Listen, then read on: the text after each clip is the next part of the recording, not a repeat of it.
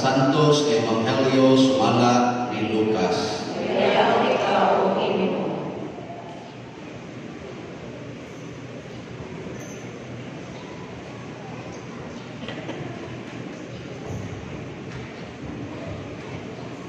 Dihay dakong panon sa mga tao ang iguyog kang Hesus o milingit siya o miingon kanila, kinsa kadto moari kanako nga dili magdumot sa iyang amahan o inahan, sa iyang asawa, bana o mga anak o mga igsuon, ingon man sa iyang kaugalingon, dili mahimong akong tinun-an.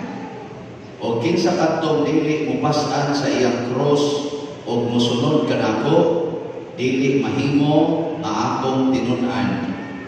Kung usa ka ninyo naglaraw pagtukod og tore, tun-an una niya kini og iyang banabanaon, pila ang magasto aron pagsuta kung may igo ba siyang salapi nga ikahuman niini. Kay kung kini dili niya muhaton, dili mahuman ang tore, tapos niya ikapahimutan ang pundasyon. O ang tanan nga makakita sa kisamputan, mubiyay-biyay o niya kaniya. O moingon sila, pinintawhana, nagpatugag tukod o tore, apan dili di ay makahuman niini. Kung ang usa ka hari na may napulog kalibo kasundalo, makigubat batok sa laing hari na may kauhaan kalibo kasundalo, iya unang tun-an o hukman kung makasukol ba siya sa maong hari. Kung dili siya makasukol, mapugos siya pagpadalag mensahero sa pagtakbo sa maong hari, samtang atua pa siya sa layo aron makigsabot-sabot alang sa kahusay. Sa samang pagkaagi, walay bisan kinsa kaninyo nga mahimong akong tinun-an, gawas kun iyang biyaan ang tanan niyang katigayunan. Ang Ebanghelyo sa Ginoo.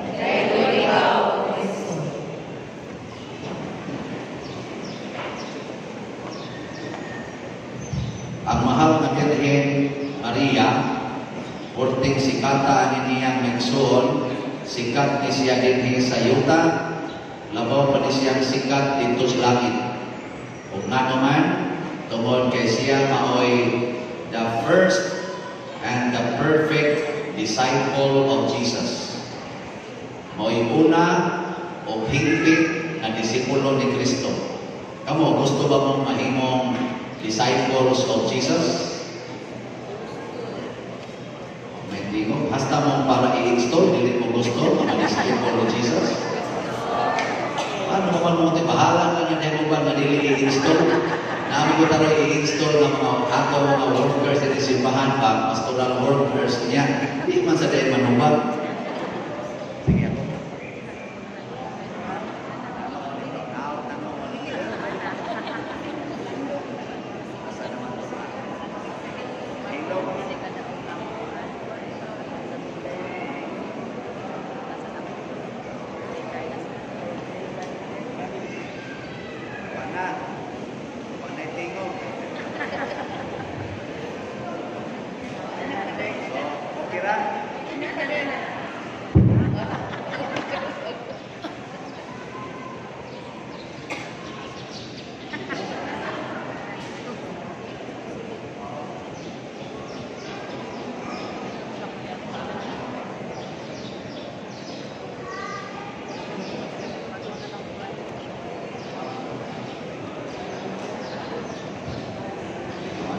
Tingog na.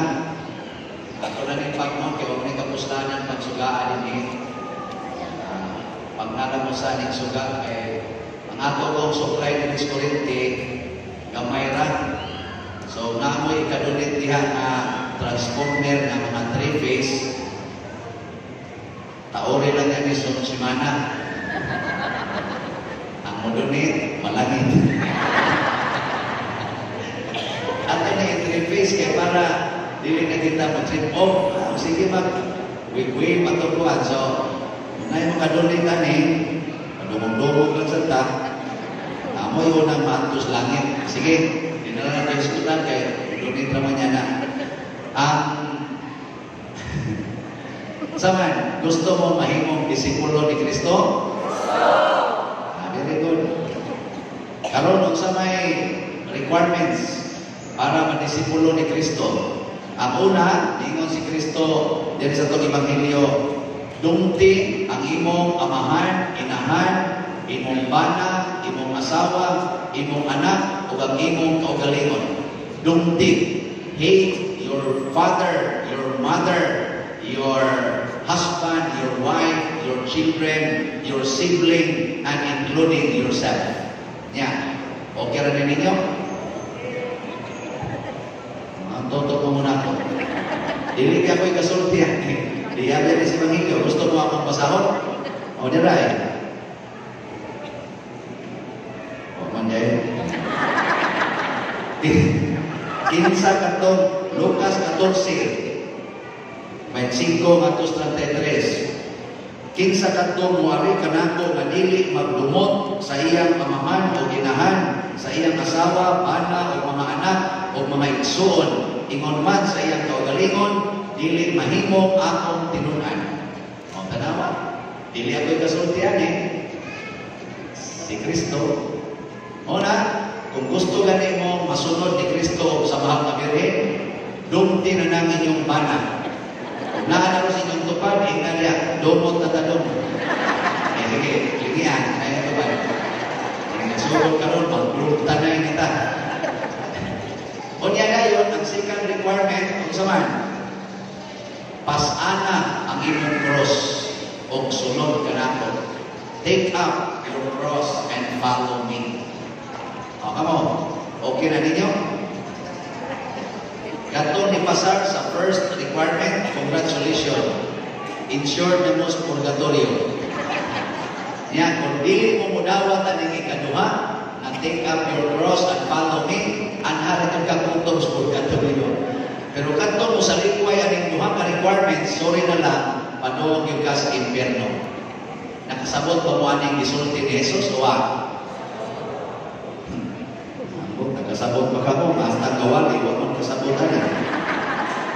Kung saan na ako pagsabot, naningon mas Kristo sa laing bahin sa Ebanghelyo, ayaw ka mo pagdumot sa inyong isig katao. Katong nagdumot sa iyong isig katao, ipanlod sa impyerno. O, saan na. Nagkaroon ko sa siya, dumti ang imong amahan, imong amaminahan. Kung saan na natin. Huwag ko kasabot. Ang kamo na rin sabot-sabot niya. Mga igsoon, sa unang pagbasa, ingon diri si Propeta, si Solomon, Wisdom of Solomon, kinsay makapat-on sa kabubuton sa Dios, ang tawhanong pangatarungan, dili igo alang niining mga buhata, o ang among mga filosofiya, malagmit, magpahisalaat kanamo.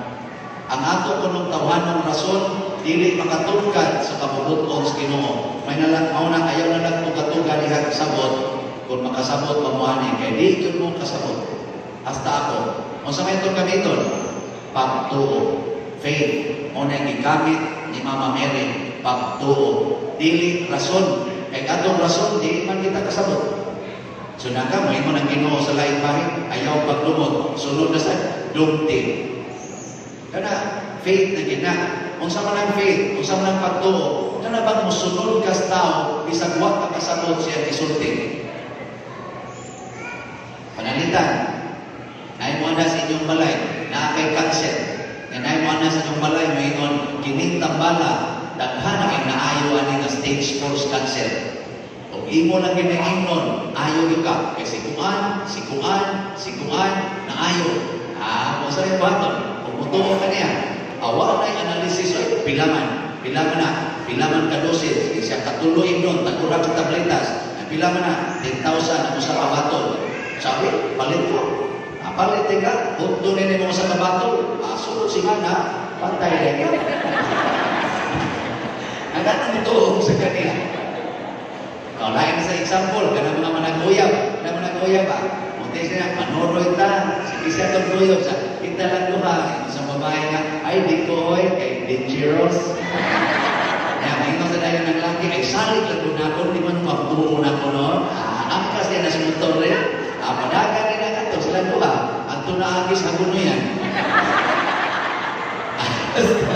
Lugay, kaya nagbukawas dito sa guno yan. Makusukuso ko ng dahon sa guno yan. Inibalik ka na, anak, luspan na. Ano na luspan man? Dito man. Tanawa, mauna, ang pagtuo niya sama na siya sa may ambak ka nga tos ngit-ngit, gawa ka kimaw, pero tungkol kaya giingnan ka, ambak lang. Kausap na niya sa ambak lang. Sabi na ko, ambak na ka. Mura ka ng batang kamay, ay gogos na loyo, ka nang gigogos, ibutan na ito may kwarto, at tumabaw ba, yung ambak doon. Masaya ba hatos mata? Ambak, ikakita niya yung babang ambak na yun siya, huwag na yung pamutana. Pero ka na mga choir, ambak doon. Kaya ka na buwag niya. Nga naman, yung buwag mo naman na sila. Mausa na kita, inigsugos Ginoo na ito, umukulokon ta, kaya nga naman, daghan ba mga attachments. Mo na pag-ingon niyang, hate your father, your brother, your husband, your wife, and yourself. Sabot, di mo ng Ginoo, ayaw na silang sundan. Ayaw turuan na nila. Ako mo ituruin. Maana na siya. Kana na yung tao na imong kalagutan, maminaw na ka niya. Kanang tao na imong ginuntan, mukuyog na ka niya.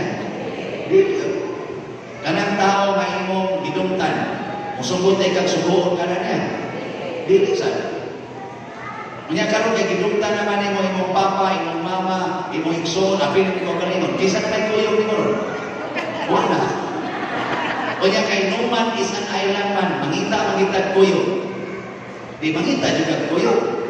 Mo na mga anak na naglagot silang inahan, ilisa nilang computer ang ilang inahan o kamahan. Ang kuyog nila computer na. Ang mga bana na naglagot sa ilang asawa, ilisan sa silingan. Ang mga asawa sa na naglagot sa bana, ilisan o palit. Kanya, ang parisan na naglagot sa madre, ilisan sa sekretary.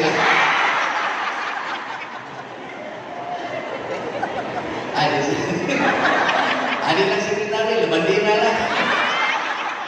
Kay Numan isang island lagi. Nakaroon, kay ato mang ilig sa Ginoo, kaya mo itong isulti, kanang nasa mo responsoryo. Atong tubag ba? Nawa, kasi tubag ng tadya. Sa kanang panahon, Ginoo, ikaw ang atong kalampanan. Sige, ayaw dangog sa imong bana, ayaw dangog sa imong papa, mama, ayaw salig sa imong kagalingon, dito dangog sa Ginoo. Kanya kung mudangog na ka sa Ginoo, na mutuo na kaniya, musunod ba ka sa iyang pulo? Mukuyog ba kaniya? Mutuman ba kaniya? O, tanaw. Yang sa may sugos Ginoo para sa mga anak. Ngadto silang ginikanan. Mga anak, higugmaa o tahura ang inyong mga ginikanan. Imo na yung balikon katong inyong gidungtan. Yang mubalik kaniya na mahigugma na. Muna na yung tawag ko, love your enemy. Tawa mo kagets. Niya mo dool kasi mong mama, papa, dili maging mo perfect. Ikaw ba, di man ka perfect. Palahog mo magigagna ko. Ikaw ba, di sa ka perfect. Ingasaba mo kay ka. Pero kay nisubo man ang Ginoo na ko, mai-honor ta mo, maging sino ka man, mamahalin kita. Yan, kapos din siya mo. Kasi mong batiyon inahan. Malipay ka, bisan sa imong kabuangon, itahog ka sa mga. Di ba?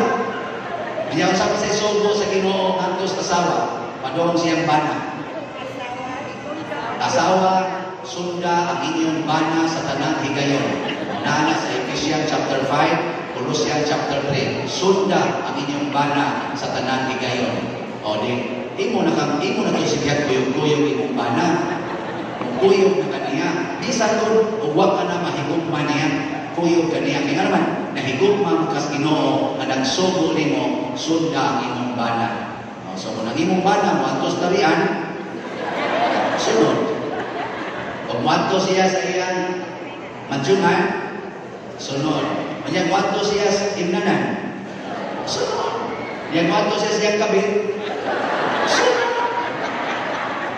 Ayaw yung buwag. Kaya naman, suko na sa Ginoo. Yang sa may batiyon si imong bana. Malipay, bukol. Malipay ulit. Kaya nagsige na ka sunod. Yan di naman yung magyaw-yaw. Nagsige lang smile. Hindi mo na na imong bana na. O kaning animal ay no? Ana na siya. Hangtod, mamamutanan na siya. Di mo dahil. Sa una, sige, magkagpakasama na ako. Di man ka magkuyog na ako. Karon magkuyog naman ka. Bisan mukhaon ko. Magkuyog naman kagkaon. Di mo bagyong kong bahugan. Di mo bagyong kong mungitan. Kung sa may nakaon ni mo, kami ka ay nisunod naman ko ni Lord ko doon. Dili masag ka-perfect ang magkabana. Daghan magang imperfections. Pero sugod karon, nisugod na ko sa Ginoo, wala nang makapagpaiba sa aking pag-ibig sa iyo. Maging sino ka man, mamahalin kita. Ang imong bana, kung sa tasang may intriga, musunod na sa nanay mo na simbahan. Eh sige nagsimba, magkukuy-ukoy na sa nanay mong bana na rin. Sabi kayo nakaon na niya, maminaw na sa swali. Ang tumakat mo na po na siya sa mauna ni, dumtan na yung sa anak ko niya akong asawa. Ngayon ko man, ako na yung sundo ng Ginoo. Ano ito, pag-ingos Ginoo nga, bana, higugma ang imong asawa, o gayaw yung itugot, mamabulingan ang iyang kinabuhi. Mauna ang imong bana, kung mangapit ko, mabulingan ni siya. Kung muinom ko, mabulingan ni siya. Kung magsugal ko, mabulingan ni siya. Kaya masuko, Lord, sugod karon, di na ko mangapit, di na ko magsugal, di na ko mag-inom. Anhin na kumututo kaning akong asawa, maluod kay now. Luto kasi ito. Now, yang sa Lord, partikin lura. May mga Ginoo, take up your cross. Awa na, take up your cross na. Awa na, inigigyan ninyo sa Lord, digil ba dahil sa take up your cross. Mamatay ko Lord, sa you will go to heaven. Ano ba na, magkakos din mo, may mga ba na, para